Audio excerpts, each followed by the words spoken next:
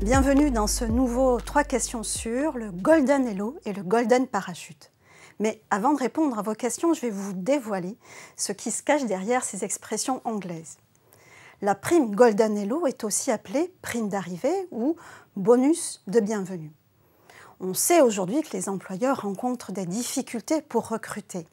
Certains choisissent alors de proposer une prime de bienvenue pour attirer un candidat à l'embauche. Cette prime sera versée au candidat si le contrat de travail est signé. Il arrive aussi que ce soit le candidat qui mette la prime dans la balance des négociations, par exemple, pour compenser le risque de quitter son employeur actuel. Le Golden Parachute est, comme son nom l'indique, un parachute doré. Il s'agit ici de prévoir le versement d'une indemnité de rupture d'un montant beaucoup plus élevé que celui imposé par le Code du travail ou la convention collective.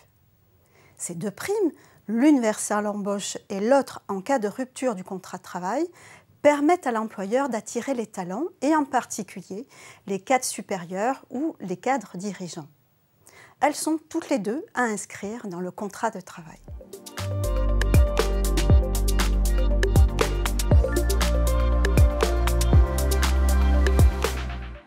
On comprend qu'un employeur n'ait pas envie de voir le nouvel embauché partir alors qu'il vient juste de lui payer la prime de bienvenue. Il a une solution. Il peut subordonner l'acquisition de l'intégralité de la prime à la condition que le salarié soit présent dans l'entreprise pendant une certaine durée après son paiement. En d'autres termes, la clause peut prévoir le remboursement d'une partie de la prime d'arrivée. Mais pour cela, l'employeur doit respecter les conditions posées par la Cour de cassation. La première condition est que la prime de bienvenue soit indépendante de la rémunération de l'activité du salarié.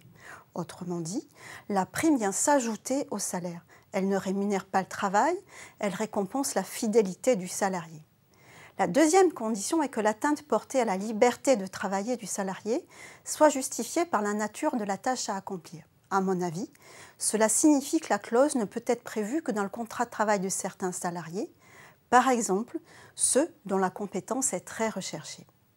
La troisième condition est que l'atteinte portée à la liberté du travail soit proportionnée au but recherché, c'est-à-dire inciter le salarié à rester dans l'entreprise. C'est bien le cas d'une clause qui impose au salarié démissionnaire de rembourser la prime au prorata du temps qu'il n'aura pas passé dans l'entreprise avant l'échéance prévue.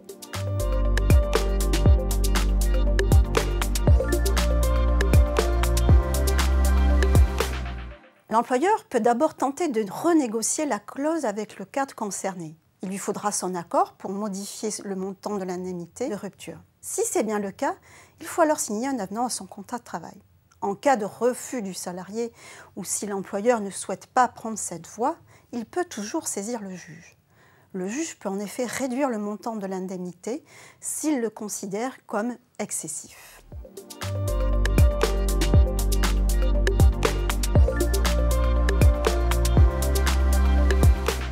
Verser une prime de bienvenue ou un parachute doré n'est pas anodin en matière de charges sociales.